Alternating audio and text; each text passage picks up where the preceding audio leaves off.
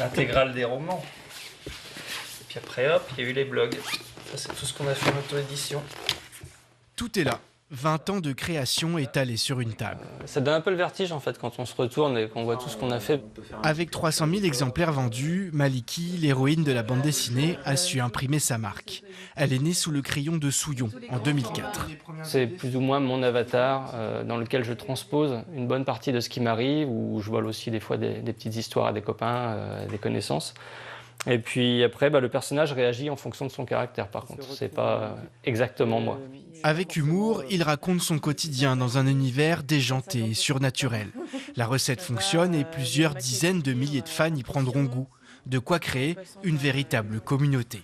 Parmi les fans de la première heure, Étienne Jacquemin. Je prends tous les murs, même carrément tout l'objet. En 2007, il recrute Souillon comme illustrateur de jeux vidéo et depuis, il ne se quitte plus.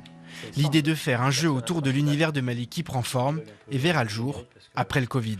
Là, on teste le jeu en plein milieu sans avoir vraiment commencé l'aventure, quoi.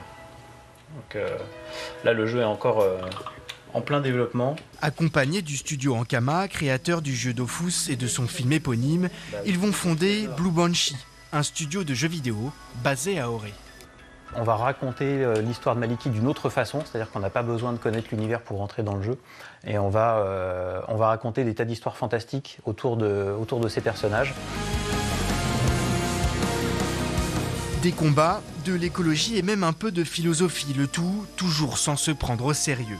Après 2 ans de boulot, le premier jeu Maliki Poison of the Past sortira à la fin de l'année sur Nintendo Switch et PC. Il est d'ores et déjà disponible en précommande.